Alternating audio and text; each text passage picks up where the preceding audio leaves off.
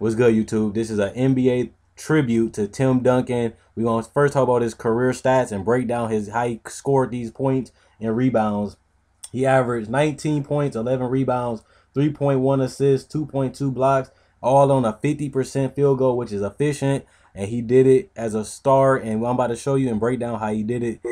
First thing we're going to talk about is his scoring. Tim Duncan was a 20 and 10 guy. You see he plays in the system, gets the mismatch, goes right up, throws the backboard, throw off the backboard.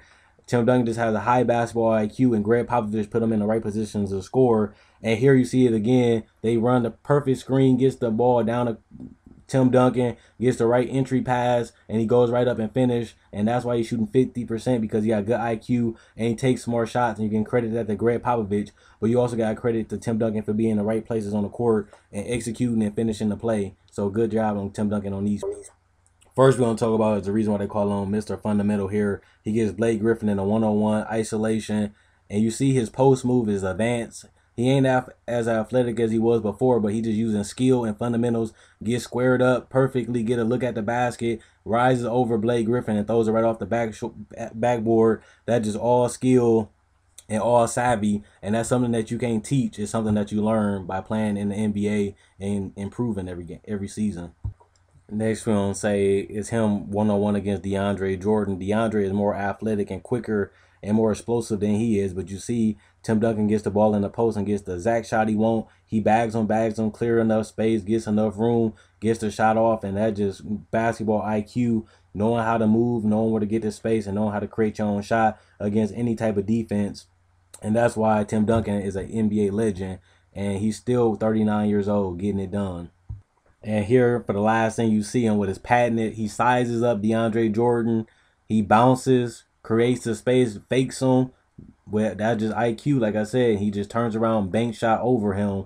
And he got it over a more bigger, faster, and quicker player, and still got the shot he want. And it was a high percentage shot right near the basket. And he executed and finished.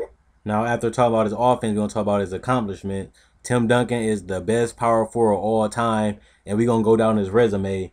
5-time NBA champion. 3 of them was finals MVP, 2-time regular season MVP, 15-time NBA All-Star, including 2015, which is this year, NBA All-Star MVP in 2000, 10-time All-NBA first team, 3 second, 1/3, 8-time All-NBA defense, and 6-time defensive second team. And of course, he was Rookie of the Year and an NBA All-Rookie first team. That's all his accomplishment in his 17-year career.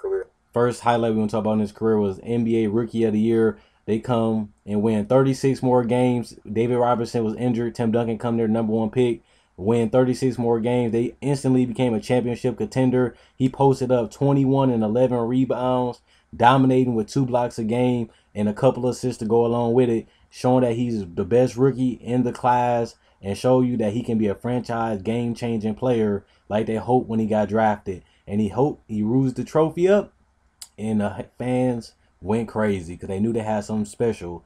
And he'll spend the rest of his 17 years in San Antonio, but this is just the beginning of his career. After winning Rookie of the Year, he went on to host up the MVP for the finals in 1999, posting 23 points, 11.5 rebounds, 2.8 assists, 2.6 blocks on 51% shooting for the San Antonio Spurs to win a championship, with David Robinson giving him his first championship and Tim Duncan first. And of course, Tim first of 3 finals MVPs, and he did that in a year. So that's kudos to Tim Duncan already. After winning his first championship, he'd go on to win 2 MVPs in a row, winning one in 02, scoring 25 and 12 with 3 assists and 2.5 blocks, and again in 03, scoring 23 points, 12 rebounds, and 2.9 blocks and 3.9 assists on both on 50% shooting. So he's been efficient, he's been dominant, and he's been a 20 and 10 guy for 5 years in a row. And he just keeps getting better. And Tim Duncan will finally go on to do something again, and we're going to talk about that next. Coming off winning 2 back-to-back MVPs, it was time for him to prove that he's ready to lead his team to the championship. Tim Duncan was up for the challenge going in at the 03 finals. After losing to the Lakers, he goes against the Nets, puts up an almost quadruple-double, and guarantees the W in 03, averaging 24 points and 15 rebounds and 5 assists with 52% shooting from the field, dominating the 2003 playoffs against every series and every round. Tim Duncan proved that he was just too versatile and too dominant, showing that he's an all-around player instead of just a post player. He opened his game with the passing, rebounding, and blocks and took his game to another level, and that helped them win another championship in 03. And Tim Duncan could continue to prove why he was the #1 pick and the best player in the draft and Rookie of the Year, and now he's a 2-time champion.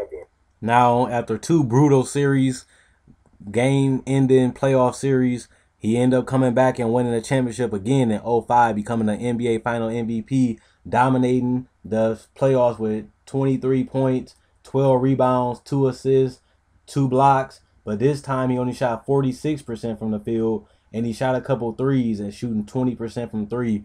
So Tim Duncan, after 2 heartbreaking series in the last 2 years, he comes back and win an MVP for the 3rd time and his final time in San Antonio. And when it's multiple time all 8-time all defense and 6-time second team all defense, these are some key crucial blocks to show you how he anchors the defense, protects the paint, doesn't foul, and a clutch game-winning, game-changing blocks.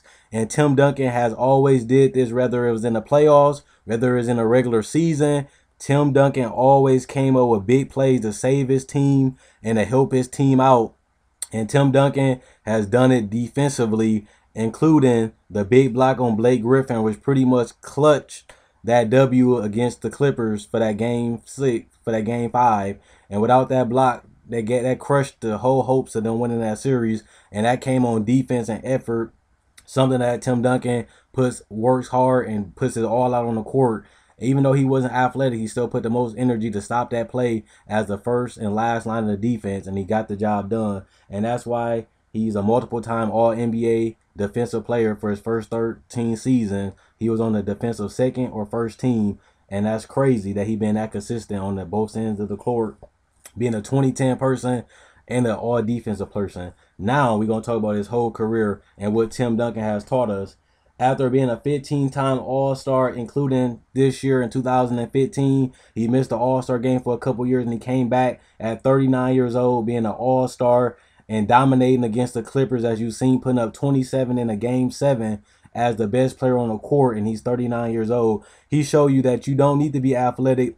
You don't need to be explosive. You don't need all that talent. All you got to do is maximize your own talent, believe in yourself, work hard and put the effort and don't cheat the game, and you can be anything that you want to be. Tim Duncan went from a #1 pick to the best power forward of all time because he kept working on his craft, posting up, using all skills and fundamentals, and he became one of the most unstoppable and underrated players in NBA history. And I never seen a player like Tim Duncan. He created his own lane, and he became a franchise player and changed the franchise for an entire decade.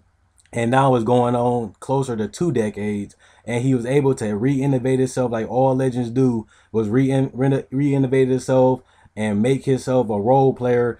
Tony Parker won the championship in 05 and 07, and Kawhi Leonard ended up winning one for them, as you see, in 2014. And Tim Duncan was an ultimate team player. He was an all-star this year, but he still let Kawhi Leonard take over in the playoffs, and he trusted his teammates, and he helped them out when they needed it. He made sure that they know he was there for them, whether it was on offense or defense, and that's just something that you can't teach. That's just the respect that Tim Duncan has got from the world and around the world and from the people in the NBA, is that everybody love and adore Tim Duncan. They respect him because what he has accomplished and what he has done. And he's not a person that brag and go bold about everything he done. He just lets you look at his resume and you know he's one of the best players of all time because of his hard work and dedication in the league. He was even one of the most dominant players in college, in high school, and he just got better in the NBA, becoming a two-way all-around player.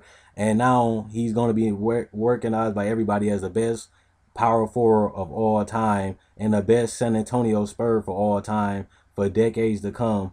And that just became Tim Duncan's legacy and his highlights of his career. So let me know what you guys think. Comment, like, subscribe, and share. Quinn Wade Basketball Analysis signing out. And let me know what you guys think in the comment section below. Hope you guys enjoy the rest of y'all day. Hope you guys enjoyed the video.